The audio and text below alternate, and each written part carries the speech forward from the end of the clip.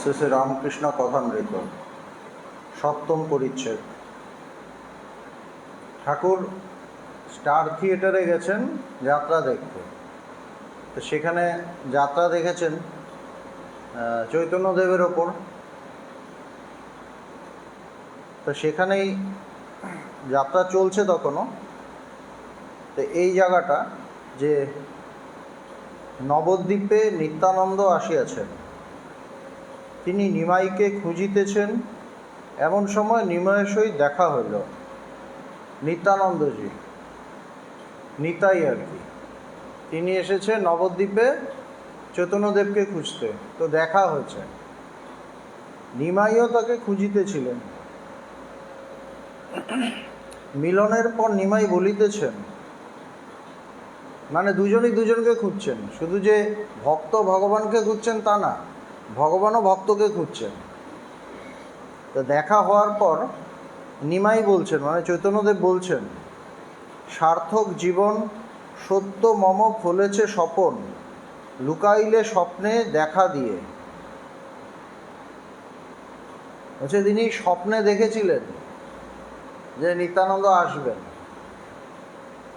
বলছে আমার মানে স্বপ্নটা সফল হয়েছে আর কি। শ্রীরামকৃষ্ণ মাস্টারকে গদগদ স্বরে নিমাই বলছে স্বপ্নে দেখেছি। তো ঠাকুরের এটা দেখে ভাব চড়ে গেছে, কেন ঠাকুরও তো এরকম দেখতেন অনেককে। তো মাস্টারকে বলছে নিমাই বলছে স্বপ্নে দেখেছি। তো ঠাকুরও একবার শ্রীমকে বলেছিলেন তোমাকে দেখেছিলাম, তারপর বলরাম বসুকে দেখেছিলাম, এরকম ঠাকুরেরও হতো। তো ওইটাই মিলে যাচ্ছে নিমাইয়ের সাথে। তো এই জন্য বলছেন গদগদ স্বরে নিমাই বলছে স্বপ্নে দেখেছি। শ্রীবাস ষড়ভুজ দর্শন করছেন আর স্তব করছেন। আবার শ্রীবাস, যিনি চৈতন্যদেবের আরেক ভক্ত, তিনি চৈতন্যদেবকে ষড়ভুজ, ছটা হাত এই হিসেবে দেখছেন এবং স্তব করছেন। ঠাকুর শ্রীরামকৃষ্ণ ভাবাবিষ্ট হইয়া ষড়ভুজ দর্শন করিতেছেন। ঠাকুরে দেখতে দেখতে তার ভাব হয়ে যাচ্ছে। কেন ভাব হচ্ছে? তিনি তো আর যাত্রা হিসেবে দেখছেন না, তিনি দেখছেন যেন অরিজিনাল। তো একদম তিনি তার সঙ্গে সঙ্গে ভাবের পরিবর্তন হচ্ছে। অন্যদের কাছে এটা অভিনয়, তার কাছে অভিনয় না, তিনি একদম দেখছেন স্বয়ং। সুতরাং তার ভাব আলাদা। অন্যরা বলছে দারুণ অ্যাক্টিং করছে, অন্যরা বড় জোর কী বলবে? আমরা যখন সিনেমা দেখতে যাই বা থিয়েটার দেখতে যাই, আমরা কি বলি? দারুণ অ্যাক্টিং করছে। কিন্তু তার ভাব আলাদা, তিনি একদম স্বয়ং দেখছেন। গৌরাঙ্গের ঈশ্বর আবেশ হইয়াছে। তিনি অদ্বৈত শ্রীবাস হরিদাস ইত্যাদি সহিত ভাবে কথা কহিতেছেন। আবার দেখা যাচ্ছে কি তার ভেতরে ঈশ্বরীয় ভাব হয়েছে এবং সেই ভাব নিয়ে তিনি কথা বলছেন তার ভক্তদের সাথে। ঠাকুরেরও ভাব হতো, ঠাকুরের তো থিয়েটার দেখতে দেখতে ভাব হয়ে যাচ্ছে। ভগবানের ভাব আমরা অনেকবার দেখেছি, চোখ খুলে রাখতে পারছেন না, হয়তো জড়ানো জড়ানোভাবে কথা বলছেন। সবাই ভাববে যে হয়তো মদ খেয়েছে। এমনি বাইরের মানুষের দেখলে কি ভাববে? যে মদ খেয়েছে, কিন্তু ভাব হয়ে গেছে। গৌরাঙ্গের ভাব বুঝিতে পারিয়া নিতাই গান গাইতেছেন। নিত্যানন্দ গৌরাঙ্গের ভাব বুঝতেন, দুজন খুব কাছাকাছি থাকতেন। কাছাকাছি থাকতেন মানে ভেতর থেকে, অন্তর থেকে কাছাকাছি, বাইরে থেকে না। ভগবান বলতেন যে ভক্ত ভগবান খুব কাছাকাছি থেকে খেলা করে। মানে কি শরীরের কাছে, মানে তার পায়ের সামনে বসে থাকবো সেটা নয়, অন্তর থেকে কাছে। বলছে কাছাকাছি থেকে খেলা করে। কাছাকাছি না থাকলে খেলা হয় না। আমি যদি তার থেকে 1000 মাইল দূরে থাকি, মানসিকভাবে ভক্ত এবং ভগবানের মধ্যে যদি একটা কিছু থাকে, জগৎ থাকে, বিষয় থাকে, তখন খেলা হবে না। এর হচ্ছে কাছাকাছি থাকা। তো নিতাই গান গাইতেছেন, কই কৃষ্ণ এলো কুঞ্জে প্রাণ সই, দে রে কৃষ্ণ দে, কৃষ্ণ এনে দে, রাধা জানে কি গো কৃষ্ণ বই। শ্রীরামকৃষ্ণ গান শুনিতে শুনিতে সমাধিস্থ হইলেন। গান শুনতে শুনতে সমাধিস্থ। অত ভিড়, অত হুলুস্থুল, অত কিছু হচ্ছে, সিন হচ্ছে বাইরে, কিন্তু ওই যে বলছে কৃষ্ণ কোথায়, শুনতে শুনতে সমাধিস্থ। কেননা তখন যেই কৃষ্ণ কোথায় বলছেন, সঙ্গে সঙ্গে তিনি তো নিজের মধ্যেই কৃষ্ণকে দেখছেন, ভেতরেই দেখছেন, সঙ্গে সঙ্গে সমাধিস্থ হয়ে যাচ্ছে। অনেকক্ষণ ওইভাবে রহিলেন। এদিকে কিন্তু থিয়েটার চলছে, কিন্তু ওই যে বলেছেন কৃষ্ণ কোথায়, সঙ্গে সঙ্গে ডুবে গেছেন, ওইভাবেই আছেন। থিয়েটার তো তার জন্য থেমে থাকবে না, থিয়েটার চলছে, তার কিন্তু আর তখন ওইদিকে মন নেই, তখন ভেতরে হয়ে বসে আছেন। হয়ে থাকলে আর কি, আমি যখন সমাধিস্থ হয়ে যাব, আমার তো বাইরে জগতের কোনো খোঁজ থাকবে না, বা আমি সব একাকার দেখব, আলাদা করে কিছুই দেখব না। অনেকক্ষণ ওইভাবে রইলেন। কনসার্ট চলিতে লাগিল। ঠাকুরের সমাধি ভঙ্গ হইল। বেশ কিছুক্ষণ পরে তার সমাধিটা ভেঙেছে। ইতিমধ্যে খর্দার নিত্যানন্দ গোস্বামীর বংশের একটি বাবু আসিয়াছেন ও ঠাকুরের চেয়ারের পশ্চাতে দাঁড়াইয়া আছে। তো এদিকে চলছে, ওখানে তো নিত্যানন্দের ক্যারেক্টারটা আছে। এবার নিত্যানন্দের নিত্যানন্দের বংশের একজন চলে এসছে খর্দা থেকে, হয়তো তাকে স্পেশাল ইনভাইট করা হয়েছে যে এই চৈতন্য লীলা হবে, আপনি আসুন, আপনি তো ওই বংশের, তাকে হয়তো ইনভাইটেশন দেওয়া হয়েছে, তিনিও এসেছেন, হয়তো ঠাকুরকে চিনতেন আগের থেকে। তো ঠাকুরের যে চেয়ারটা তার পেছনে দাঁড়িয়ে আছে। বয়স 34-35 হইবে। ঠাকুর তাহাকে দেখিয়া আনন্দে ভাসিতে লাগিলেন। ভীষণ আনন্দ হয়েছে। এদিকে সামনে নিত্যানন্দকে দেখছেন, আর ওইদিকে দেখছেন নিত্যানন্দের বংশের একজন। তো ঠাকুরের ভীষণ আনন্দ হচ্ছে। তাহার হাত ধরিয়া কত কথা কইতেছেন, মাঝে মাঝে তাহাকে বলিতেছেন, এখানে বসো না, তুমি এখানে থাকলে খুব উদ্দীপন হয়। দেখলেই তো নিত্যানন্দের কথা মনে পড়ছে, সঙ্গে সঙ্গে ভেতরটা পাল্টে যাচ্ছে, বলছে তুমি থাকো, কাছাকাছি সামনে থাকো।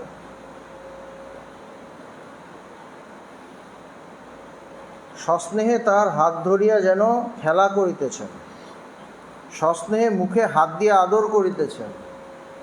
কত তার ভেতরে কত ভাব, কত প্রেম, তাকে আদর করছেন। ওই একটা 35 বছরের যুবক, তাকে। গোস্বামী চলিয়া গেলে মাস্টারকে বলিতেছেন, ও বড় পণ্ডিত, বাপ বড় ভক্ত। বলছে ও অনেক পণ্ডিত, অনেক কিছু জানে, আর ওর যে বাবা খুব বড় ভক্ত, ঠাকুর চিনতেন আর কি। আমি খর্দার শ্যামসুন্দর দেখতে গেলে, খর্দায় যে শ্যামসুন্দর মন্দির আছে সেখানে ঠাকুর দেখতে যেতেন। বলছে দেখতে গেলে যে ভোগ 100 টাকা দিলে পাওয়া যায় না, সেই ভোগ এনে আমায় খাওয়ায়। ওই সময় 100 টাকা, মানে এখন কত দাম হবে। বলছে সেই ভোগ এনে আমায় খাওয়ায়। এর লক্ষণ বড় ভালো, একটু নেড়ে চেড়ে দিলে চৈতন্য হয়। ঠাকুর চিনতে পারছেন, বলছে একটু নেড়ে চেড়ে দিলেই চৈতন্য হয়। কিন্তু ঠাকুরের কাছে আসতে হবে তো। হয়তো লক্ষণ ভালো ছিল, কিন্তু উনি কতটা গেছেন জানি না। ঠাকুর যখন বলছে নেড়ে চেড়ে দিলেই চৈতন্য হয়, তাইলে নিশ্চয়ই হতো, কিন্তু উনি গেছেন কিনা আর জানি না অতটা। কেন নিত্যানন্দের বংশের মানে তো আর নিত্যানন্দ না। আমি অত বড় বংশের, কিন্তু আমি কি করছি, ওইটা বড় কথা। সুতরাং সব কিছু একটা জায়গাতেই আসে, আমি কি করছি, আমি কি ভাবছি, বংশে কে কত বড় কে হয়েছেন ওটা ফ্যাক্টর না। আমার পূর্বপুরুষ যদি ঈশ্বর লাভ করে থাকেন, আমি কি ঈশ্বর লাভ করেছি?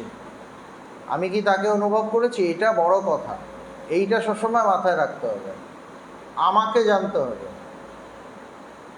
আমার কেউ 7 পুরুষ আগে কেউ কিছু ছিলেন, তাতে আমার কি, তাই না? ঠাকুর ঈশ্বর লাভ করেছেন, তাতে আমার কি? আমারও ঈশ্বর লাভ করতে হবে। এইটা হলো আসল কথা। তো এই যে আমরা এই চর্চাগুলো করি, এইটাতে যেন এই ভেতরে এই ভাবটা আসে যে আমাকেও করতে হবে। আমি গল্প যদি শুনে যাই, হ্যাঁ দারুণ গল্প শুনলাম, উনি এই করেছিলেন, তাতে খুব একটা লাভ হয় না। আমাকে জানতে হবে, আমাকে বুঝতে হবে।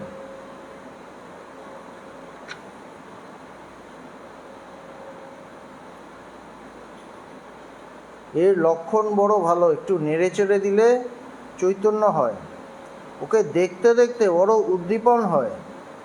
আর একটু হলে আমি দাঁড়িয়ে পড়তুম।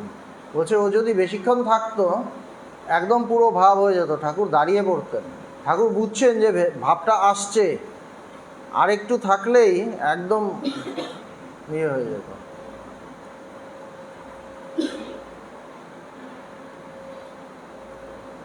গোস্বামীকে দেখিতে দেখিতে আরেকটু হলে ঠাকুরের ভাব সমাধি হইত, এই কথা বলিতেছেন। আরেকটু হলেই হয়ে যাচ্ছিল। যবনিকা উঠিয়া গেল। রাজপথে নিত্যানন্দ মাথায় হাত দিয়া রক্তস্রোত বন্ধ করিতেছে। আবার নতুন করে শুরু হচ্ছে। এক একটা পার্ট হয় তো, পর্দাটা ফেলা হয়, আবার পর্দাটা ওঠে, আবার নতুন সিন। এখানে কি দেখা যাচ্ছে? নিত্যানন্দ, তার মাথায় ঢিল লেগেছে, সেখান থেকে রক্ত পড়ছে, মানে জগাই মাধাই তাকে তার মাথা ফাটিয়ে দিয়েছে, এবং মাথা দিয়ে গল গল করে রক্ত পড়ছে। আমরা সেই ঘটনাগুলো জানি। মাথায় কলসির কানা ছুরিয়া মারিয়াছে, কলসি দিয়ে মেরেছে, কেটে গেছে। নিতাইয়ে ভ্রুক্ষেপ নাই, মানে মনে তার এত ভালোবাসা, তাকে ওরকমভাবে মারলো কিন্তু তার কোনো খেয়াল নেই। অ্যাকশন হলো, রিয়াকশন হলো না, কিন্তু প্রেমটাকে আটকাতে পারলো না। যে প্রেম নিয়ে তিনি জগাই মাধবের কাছে গিয়েছিলেন, সেই প্রেমের যে স্রোত, সেটা বন্ধ হলো না। সেটা কিন্তু বন্ধ হলো না। অত নির্মম নিষ্ঠুর ব্যবহার করলো, মাথা ফেটে গেল, গল গল করে রক্ত পড়ছে, কিন্তু তার কোনো ভ্রুক্ষেপ নেই। কি ধরনের মহাপুরুষ ছিলেন! গৌর প্রেমে গড় গড় মাতোয়ারা। ঠাকুর ভাবাবিষ্ট, ঠাকুর দেখে তার ভাব হয়ে গেছে। এই সিনটাই যদি অন্য কেউ দেখে, তার কি হবে? তার ভেতরে রাগ হবে, ওটাকে মারতে হয়, অটোমেটিক কি কি বাজে লোক, প্রথম তো এটা হবে। কিন্তু ঠাকুরের কি হচ্ছে, মানে আমার বিষয়টা কিন্তু তখন মাধাই হয়ে গেল, জগাই মাধাই বিষয় হয়ে গেল। কিন্তু ঠাকুরের বিষয় কি, মানে নিত্যানন্দ ছিলেন, নিত্যানন্দই আছে। এই যে তার প্রেম, ওই প্রেমটাই ঠাকুরের মধ্যে চলছে, ওই ফ্লোটা চলছে। বোঝা গেল কি বললাম? দুটো সিন চলছে তো। একটা হলো তাকে কলসির কানা ছুঁড়ে মেরেছে, সেখান দিয়ে রক্ত পড়ছে, মানে ওইটা যেই দেখবে তারই মনে হবে যে ওখানে গিয়ে মারবো, উঠে মারবো ওখানে, এত বাজে লোক। কিন্তু ঠাকুর ওটা দেখছেন না। চৈতন্যদেব, মানে নিত্যানন্দজির যে তখনও যে এইটাতেও তো তার সেই প্রেম একইভাবে আছে, তো ঠাকুরের মধ্যেও সেই একই ভাব। তো কি বলছেন? গৌর প্রেমে গড় গড় মাতোয়ারা, ঠাকুর ভাবাবিষ্ট, ঠাকুরের ভাব হয়ে গেছে। দেখিতেছেন নিতাই জগাই মাধাইকে কোল দিবেন। বলছে জগাই মাধাইকে কোল দেবেন, তাকে কোলে রেখে তাকে ভালোবাসবেন, তাকে হরিনাম শোনাবেন।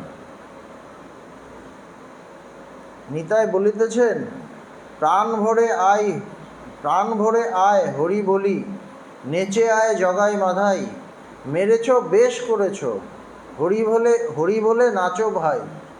বলছে তুমি খুব ভালো করেছো, হরি বলে নাচ। কি মনের কি অবস্থা! ঈশ্বরকে ডাকতে ডাকতে এরকম হয়, ঠিকভাবে যে ডাকে সেই জায়গায় যে পৌঁছায়, তার এরকম ভালোবাসা আসে। বল রে হরি বল, প্রেমিক হরি প্রেমে দিবে কোল, তোল রে তোল হরিনামের রোল। বলছে তুই হরি বল, তোকে আমি কোলে নেব।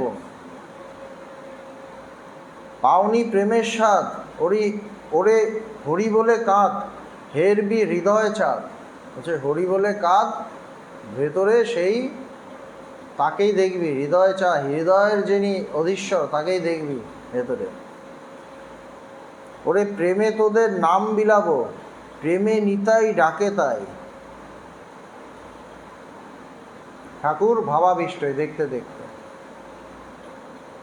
এইবার নিমাই শচীকে সন্ন্যাসের কথা বলিতেছেন, আর একটা সিন। নিত্যানন্দের ব্যাপার হলো এবার নিমাই সন্ন্যাস। নিমাই কি বলছেন, মার কাছে গেছেন, মাকে কি বলছেন, আমাকে সন্ন্যাস নিতে হবে। ভয়ঙ্কর জায়গা, ভীষণ কঠিন জায়গা, এটা হজম করা একটু কঠিন। নিমাই শচীকে সন্ন্যাসের কথা বলিতেছেন, শচী মূর্ছিতা হইলেন। শচী যেই শুনেছেন সঙ্গে সঙ্গে তিনি অজ্ঞান হয়ে গেছেন, সেন্সলেস হয়ে গেছেন। মূর্ছা দেখিয়া দর্শকবৃন্দ অনেকে হাহাকার করিতেছেন। মূর্ছা দেখে হাহাকার করছে সবাই, মানে মায়ের দুঃখ সবার ভেতরে টাচ করেছে। মানে নিমাই যে সন্ন্যাস নেবে ওইটা কারো টাচ করেনি। বলছে দেখো এরমভাবে বললো, মাটা সেন্সলেস হয়ে পড়ে গেল। মায়ের দুঃখটা সবাইকে টাচ করে দিয়েছে।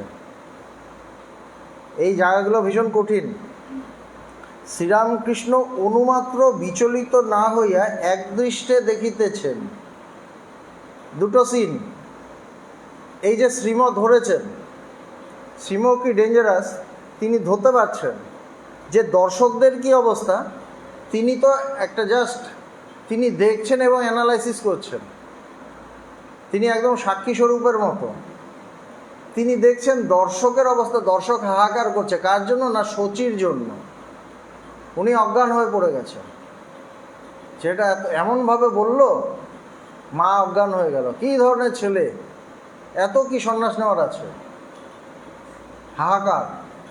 আরেকটা সিন কি, এবার ঠাকুর কিভাবে দেখছেন, ঠাকুর বলছেন, লিখছেন, শ্রীরামকৃষ্ণ অনুমাত্র বিচলিত না হইয়া একদৃষ্টে দেখিতেছেন। বিচলিত না, একদৃষ্টে দেখছেন। কেন দেখছেন, ঠাকুরও তো সন্ন্যাসী, তিনিও তো সন্ন্যাসী, একদৃষ্টে দেখছেন। দুটো সিন কিন্তু, দুটো দিক। আর শ্রীম ধরতে পারছেন, শ্রীম কোন জায়গায় পৌঁছে গিয়েছিলেন তিনি ধরতে পারছেন দুটো। কেবল নয়নের কোণে এক বিন্দু জল দেখা দিয়েছে, বলছে একটু জল একটু বেরিয়েছে, এর বেশি না, বিচলিত না। অভিনয় সমাপ্ত হইল। এই করে তারপর অভিনয় শেষ হলো। আর বোধহয় কোনো সিন ছিল না আর কি, ওটাই শেষ সিন। ঠাকুর গাড়িতে উঠিতেছেন, এবার আস্তে আস্তে ফেরার পালা। ঠাকুর গাড়িতে উঠছেন। একজন ভক্ত জিজ্ঞাসা করলেন, কেমন দেখলেন? তো এটা ন্যাচারালি, ঠাকুর এসেছেন, কেমন দেখলেন এটা তো জিজ্ঞাসা হবেই। ঠাকুর হাসিতে হাসিতে বলিলেন, আসল নকল এক দেখলাম। সাংঘাতিক কথা, খুব ভালো হয়েছে, দারুণ অ্যাক্টিং হয়েছে, তাই না? খুব ভালো লাগলো, আবার কবে হবে বলবেন। আমাদের ডায়লগ এরকম হয়তো, আবার কবে হবে, নিশ্চয়ই আসবো। ঠাকুর কি বললেন, আসল নকল এক দেখলাম। এই হলো আধ্যাত্মিকতা। অভিনয় দেখেননি, আমি বললাম না, অরিজিনালটা দেখেছেন। অন্যরা টিকিট পয়সা টয়সা দিয়ে টিকিট কেটে অভিনয় দেখলো, আর ঠাকুর কি দেখলেন? এক দেখলেন। মানে যে চৈতন্যের রোল করছে তাকে স্বয়ং চৈতন্যদেব দেখছেন, যে নিত্যানন্দের রোল করছে তাকে স্বয়ং নিত্যানন্দ দেখছেন। তাতে কি হচ্ছে? তিনিও সেইভাবে ভাবিত হয়ে ওর সমাধিস্থ হয়ে যাচ্ছেন, ভাবস্থ হয়ে যাচ্ছেন। সাংঘাতিক কথা। আসল নকল এক দেখলাম। এই যে আসল নকল এক দেখা, এটাই আধ্যাত্মিকতা। ব্রহ্ম সত্য জগৎ মিথ্যা, জীব ব্রহ্মৈব না পর। বলছে ব্রহ্ম সত্য, জগৎ মিথ্যা, তারপর জীব আর ব্রহ্ম একই। আসল নকল এক দেখা, সবই সেই ব্রহ্ম। আমরা সব জীব, জীব হয়ে আছি, নকল। আসল কি? আসলে আমরা সবাই সেই ব্রহ্ম। এই নিজেকে ব্রহ্ম অনুভব করে সবাইকে সেই এক ব্রহ্মই দেখা। এক ব্রহ্ম ছাড়া দ্বিতীয় কিছু নেই। আসল নকল এক দেখা।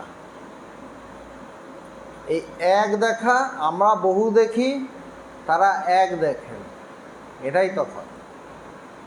আমরা বহু দেখি, ও এরকম করছে, ও এরকম করছে, ও এরকম করছে। দেখুন, একজন জ্ঞানীর ভার্সন আর অজ্ঞানীদের ভার্সন খুব দারুণ দেখেছি, কি সুন্দর অভিনয় করেছে। অজ্ঞানীদের ভার্সন ঘরে গিয়ে হয়তো এগুলো নিয়ে গল্প করলো, আর ঠাকুর গিয়ে ওখানে দেখতে দেখতে সমাধিস্থ হয়ে গেলেন। একই তো দেখলেন। এই কথাটা ধরতে গেলেও জ্ঞানী হতে হবে।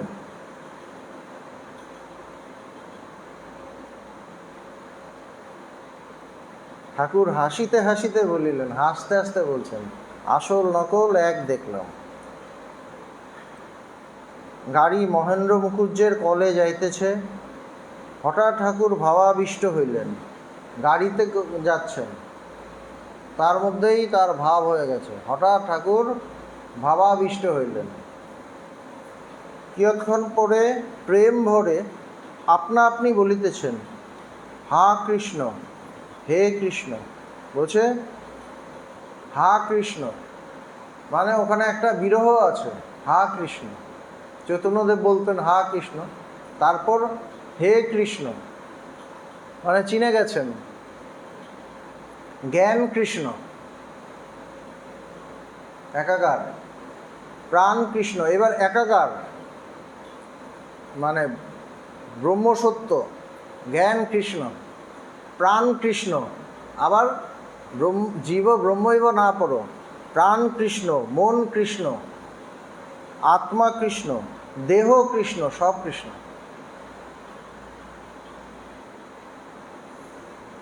আবার বলিতেছেন, প্রাণ হে গোবিন্দ মম জীবন। গাড়ি মুকুজ্জেদের কলে পৌঁছিল।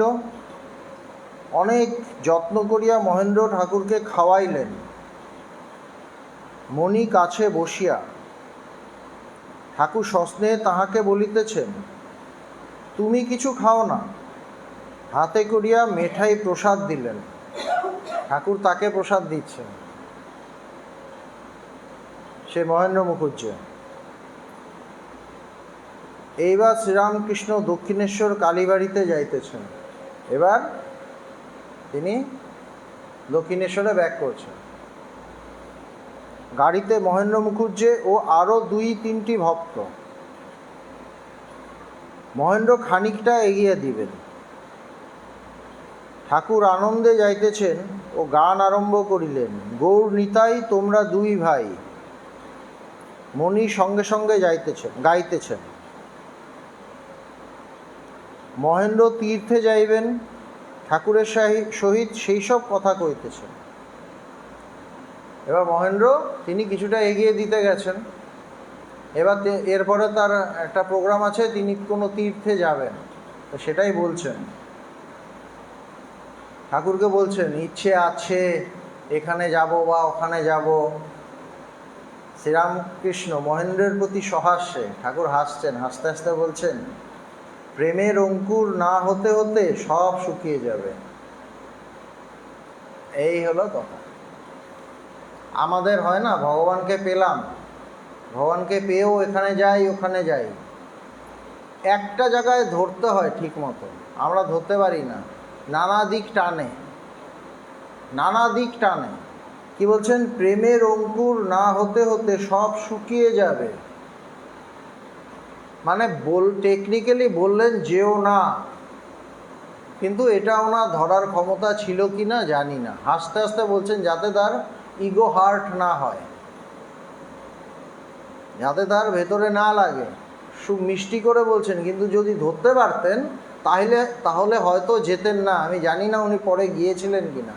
বলছে এই যে আমার সঙ্গ করলে একটু, এই যে আমাকে খাওয়ালে, যত্ন করে খাওয়ালে, ঠাকুর তো জানেন তিনি কে, তিনি স্বয়ং ভগবান। তো বলছে এই যে যত্ন করে খাওয়ালে, এই যে ভালোবাসাটা গেল, এই যে প্রেমটা গেল, এই যে কৃপাটা গেল, সেখানে কি হবে? ওরকম অবতার পুরুষের কৃপা যার ওপর হয় তার ভেতরে প্রেমের অঙ্কুর জন্ম নেয়। অঙ্কুর থেকে আস্তে আস্তে মানে ছোট গাছ, তারপর ওই গাছ বড় বিরাট হয়। তো প্রথমে তো অঙ্কুর হয়। বলছে জন্ম নিয়েছে, কেননা তুমি আমাকে এত যত্ন করে খাওয়ালে, এত ভক্তি করে খাওয়ালে, আমাকে তোমার ওখানে নিয়ে গেলে।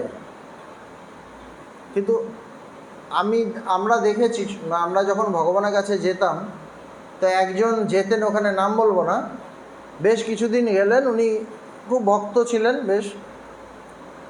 তো যখন বেশ ভালো অবস্থা, হঠাৎ করে কিনে একটা প্রোগ্রাম বানিয়ে কোনো আত্মীয়র বাড়ি বা কোথাও চলে যেতেন।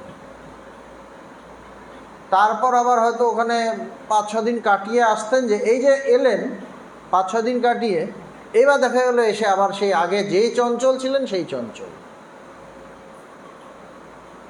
যে চঞ্চল ছিলেন সেই চঞ্চল। মানে এই যে ভগবানের কয়েকদিন সঙ্গ করেছিলেন, ডেভেলপ হচ্ছিল, ওটা শেষ হয়ে গেল। এই জন্য আমাদের কি হয়, আমরা খুব চঞ্চল, আমরা একটা জায়গায় ধরে থাকতে পারি না, আমাদের মন ছিটকে ছিটকে বেরোতে থাকে, তাতে খুব একটা লাভ হয় না, তাতে কোনো একটা লাভ হয় না, একটা জায়গা ধরে থাকতে হয়। মৌমাছি যখন ঘুরতে থাকে, আওয়াজ বেশ গুনগুন শোনা যায়, কিন্তু তখন সে কোনো মধু পায় না। যখন ফুলে গিয়ে বসে, যখন উড়তে থাকে তখন মধু নেই, কিন্তু যেই বসলো তখন মধুটা পেলো, আর তখন আওয়াজ নেই। তো আমরা যে ঘুরতে থাকি, একবার এখানে একবার ওখানে, কিছুদিন গেলাম, তারপর এখানে ওখানে চলে গেলাম, এই যে আমাদের মন ছিটকে ছিটকে বেরোয়, তাতে কি হয়, আমি সেই পাওয়াটা থেকে বঞ্চিত হই। কিছুটা পাই, তারপর আর মেনটেন করতে পারি না, ওটা কোথায় মিলিয়ে যায়। সেই ভদ্রলোককে তার বাড়ির সবাই ভক্ত ছিল, সবাই বলতো, কিন্তু তিনি শুনতেন না। কিছুদিন সঙ্গটঙ্গ করলেন, বেশ ভালো অবস্থা, ডেভেলপ করছেন, ভগবানেরও মনটা পড়ছে, ভালো ভালো কথা বলছেন, ভগবানের মনটা পড়ছে, হঠাৎ করে নেই। এখানে চলে গেলেন, ওখানে চলে গেলেন, ঘুরতে চলে গেলেন, ব্যাস। আবার তারপর যেই ফিরে এলেন, যেই চঞ্চল ওই চঞ্চল, যেরকম চঞ্চল ওরকমই চঞ্চল।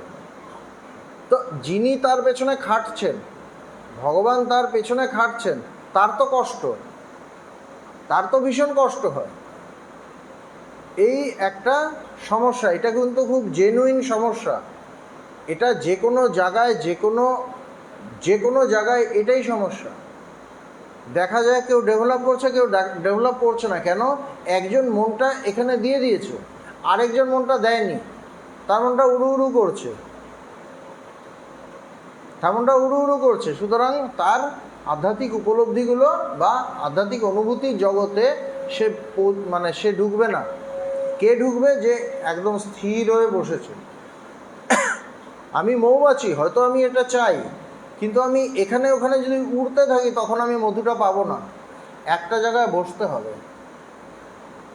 আমি বললাম না, আজকে এখান থেকে নেব, কালকে ওখান থেকে নেব, এই যে চঞ্চলতার মধ্যে একবার এই একবার ওই, তাহলে পাওয়া যাবে, আটকে যাবে, চঞ্চলতাটাই থেকে যাবে, প্রাপ্তিটা আটকে যাবে। এই জন্য ঠাকুর হাসতে হাসতে বলছেন যে না, অতটা হয়তো ভক্ত না, কিন্তু ঠাকুর বুঝছেন যে ও কৃপাটা পাবে। যেমন তার আগে নিত্যানন্দের ওই বংশের ওনার সম্পর্কে বলছিল, একটু মানে ও ভালো, নেড়ে চেড়ে দিলে মানে ওর চৈতন্য হতো, কিন্তু নেড়ে চেড়ে দিতে গেলে তো তাকে কাছে আসতে হবে, সেটা আর হয়নি। প্রেমের অঙ্কুর না হতে হতেই সব শুকিয়ে যাবে। কিন্তু শীঘ্র এসো। বলছে ঠিক আছে যাও, তাড়াতাড়ি এসো। ঠিক ঠিক ভক্ত হলে যাওয়ার সঙ্গে সঙ্গে ক্যান্সেল করে দিত, কিন্তু ঠাকুর বুঝেছে না, ক্যান্সেল তো করবে না, এরকম বলছে ঠিক আছে তাড়াতাড়ি ঘুরে এসো। আহা, অনেক দিন থেকে তোমার বাড়িতে যাব মনে করেছিলাম, তা একবার দেখা হলো, বেশ হলো। মানে তাকে একটা বৃত্তি দিয়ে দিলেন, যাতে না ঠাকুর আমার বাড়িতে আসবেন। এই যে এটাই হলো তার কৃপা, যে ঠাকুর আমার বাড়িতে আসবেন, ঠিক আছে আমি তাড়াতাড়ি ঘুরে আসি। একটা বৃত্তি, মানে মাছটাকে বড়শি দিয়ে গিঁথে দেওয়া হলো, এইবার সুতো ছাড়ছেন, যাও তুমি ঠিক আছে ঘোরো। বড় মাছ হলে সুতোটা ছাড়তে হয় না একটু, সে ঘুরতে ঘুরতে টায়ার্ড হয়ে যায়, তখন তোলে। একটা একটা গিঁথে দিলেন কিন্তু বড়শি দিয়ে, বোঝা গেল কথাটা? তা নাহলে কী হতো, যে ওনার কলে নিয়ে গেছে, মানে কারখানায় নিয়ে গেছে, ওখানে দেখিয়েছে, যত্ন করেছে, তারপর তো আর কোনো লেনদেন নেই, এবার গিয়ে হয়তো কয়েক মাস থেকে গেলো অন্য কোনো একটা জায়গায়, তাতে তো তার খুব একটা উন্নতি হবে না। এবার যে ঠাকুর বললেন ভাবছিলাম তোমার বাড়িতে একদিন যাব, তাড়াতাড়ি ঘুরে এসো, তার মানে কি তার ভেতরে একটা খোঁচাবে, যে না ঠাকুর বলেছিলেন আমার বাড়িতে আসবেন, আমাকে ঠিক আছে এতদিন থাকবো না, আমাকে ফিরতে হবে। এটাই তার প্রেম, এটাই ঠাকুরের প্রেম। মহাপুরুষরা এরকম করেন, যে তোমার বাড়ি যাব। ভগবান সবার বাড়ি যেতেন, তোমার বাড়িতে যাব মনে করেছিলাম, তা একবার দেখা হলো, বেশ হলো। যাই হোক, তাও একবার দেখা হয়েছে। মহেন্দ্র আজ্ঞা, জীবন সার্থক হলো। তো মহেন্দ্র বলছে আমার জীবন সার্থক হয়েছে। শ্রীরামকৃষ্ণ, সার্থক তো আছেনই, আপনার বাপও বেশ, সেদিন দেখলাম অধ্যাত্মে বিশ্বাস। বলছে না, আপনারা তো ভালো, আপনাদের ভেতরে ওই ভাবটা আছে, আপনার বাবাও ভালো, তারও আধ্যাত্মিকতায় বিশ্বাস আছে। মহেন্দ্র আজ্ঞা, কৃপা রাখবেন যেন ভক্তি হয়। শ্রীরামকৃষ্ণ, তুমি খুব উদার সরল, উদার সরল না হলে ভগবানকে পাওয়া যায় না, কপটতা থেকে অনেক দূর। এইটা খুব ইম্পর্টেন্ট কথা। উদার সরল, ঈশ্বরকে পেতে গেলে উদার হতে হয় এবং সরল হতে হয়। মানে ভেতরে প্যাঁচ থাকলে তাকে পাওয়া যায় না, কপটতা থাকলে তাকে পাওয়া যায় না। আমি হয়তো ভাবছি আমার তো খুব বুদ্ধি, জগৎকে বোকা বানিয়ে রাখি, ভগবানকেও বোকা বানিয়ে দেবো, সেটা হয় না। কেননা যেখান থেকে বুদ্ধি ওঠে ওখানে তিনি বসে থাকেন, তাকে বোকা বানানো যায় না। আমাকে সরল হতে হবে, তাকে চাই। সরল বলতে কি, যে আমি শুধু তোমাকেই চাই। সরল হয়ে আমি জগতে ঘুরছি তাহলে হবে না। জগতে সরল হলাম, তাহলে জগতে সরল যারা, তারা বোকা হয়ে যায়, তাদের লোকে ঠকায়। ওই সরলের কথা বলছেন না, যে সারল্য দিয়ে সে মানে আমি শুধু তোমাকেই চাই, আর কিছু চাই না, এই সরলতা।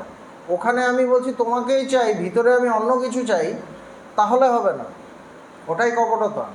বলছে কপটতা থেকে অনেক দূর। এটা মহেন্দ্রকে বললেন, এবং এটা মহেন্দ্রকে না, সবার জন্যই বললেন। মহেন্দ্র শ্যামবাজারের কাছে বিদায় লইলেন, গাড়ি চলিতেছে। শ্রীরামকৃষ্ণ মাস্টারের প্রতি, যদু মল্লিক কী করলে? যদু মল্লিকের কোনো ব্যাপার হয়তো ছিল, কিছু একটা। ঠাকুর বলছেন মাস্টার স্বগত, মাস্টার নিজেকে নিজে মানে নিজে নিজে মনে মনে ভাবছেন, ঠাকুর সকলের মঙ্গলের জন্য ভাবিতেছেন, চৈতন্যদেবের ন্যায় ইনিও কি ভক্তি শিখাইতে দেহ ধারণ করিয়াছেন। তার কিন্তু মনে হয়েছে, কেননা চৈতন্যের দেখতে গেছিলেন, পালা দেখতে গিয়েছিলেন, সেখানে চৈতন্য সম্পর্কে লিখেছেন। তো মাস্টারের মনে হচ্ছে ঠাকুরও কি সেই চৈতন্যের মতোই, একই রকম, উনিও কি সেই চৈতন্যদেব যেরকম ভক্তি শেখাতে দেহ ধারণ করেছিলেন, উনিও কি সেই জন্যই দেহ ধারণ করেছেন। এ হলো ভক্ত, তার বিষয় হলো ঠাকুর, শ্রীমর বিষয় ছিল ঠাকুর, সেই জন্য এত সুন্দর একটা বই লিখে যেতে পেরেছে। তো যখন আমাদের বিষয় হবে ভগবান, আমরাও একটা বড় কাজ করে যেতে পারবো, কিন্তু বিষয় হতে হবে ভগবান ঈশ্বর। বিষয় যদি জগৎ থাকে তাহলে বড় কাজ করতে পারবো না।